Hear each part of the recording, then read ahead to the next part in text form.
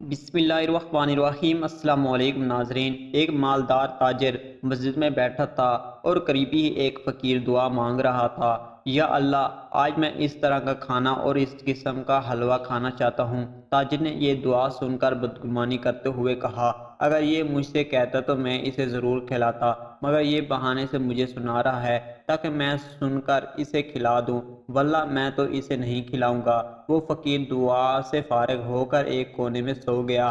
کچھ دیر بعد ایک شخص کھانا لے کر آیا اور فقیر کو ڈھونڈ کر جگایا اور بڑے ادب سے کھانا اس کے سامنے رکھ دیا۔ فقیر نے اس میں سے کچھ کھایا اور بقایا واپس کر دیا۔ تاجر نے دیکھا تو یہ وہی کھانے تھے جن کے لیے فقیر نے دعا کی تھی۔ تاجر نے کھانا لانے والے کو اللہ تعالیٰ کا واسطہ دے کر پوچھا، کیا تم انہیں پہلے بھی جانتے تھے؟ جواب ملا، ہرگز نہیں، میں ایک مزدور ہوں۔ میری زوجہ اور بیٹی سال بھر سے ان کھانوں کی خواہش رکھتی تھی مگر میاں نہیں ہو پاتے تھے۔ آج مجھے مزدوری میں ایک مسکال یعنی 4.5 ماہ سے سونا ملا، جو میں نے اس سے گوشت وغیرہ خریدا اور گھر لے آیا۔ میری بیوی کھانا پکانے میں مصروف تھی کہ اس دوران میری آنکھ لگ گئی۔ آنکھیں تو کیا، سوئے قسمت جاگ اٹھی۔ مجھے خواب آیا کہ آج تمہارے علاقے میں ایک مسافر آیا ہوا ہے، اس کا قیام مسجد میں ہے۔ جو کھانا تم نے اپنی بیوی بچوں کے لیے تیار کروائے ہیں،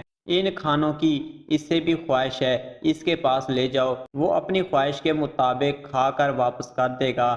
نیند سے اٹھ کر میں نے حکم کی تعمیل کی جس کو تم نے بھی دیکھا۔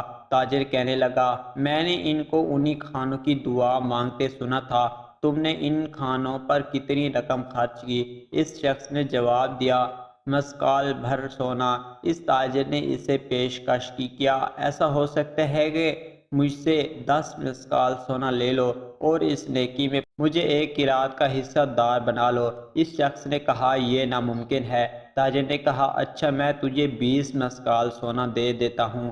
وہ شخص انکار کرتا رہا حتیٰ کہ اس تاجر نے سونے کی مقدار بڑھا کر 50 پھر 100 مسکال کر دی، مگر وہ شخص اپنے انکار پر ڈٹا رہا اور کہنے لگا، واللہ، اگر تو اس کے بدلے ساری دنیا کی دولت بھی دے دے پھر بھی میں اسے فروخت نہیں کروں گا۔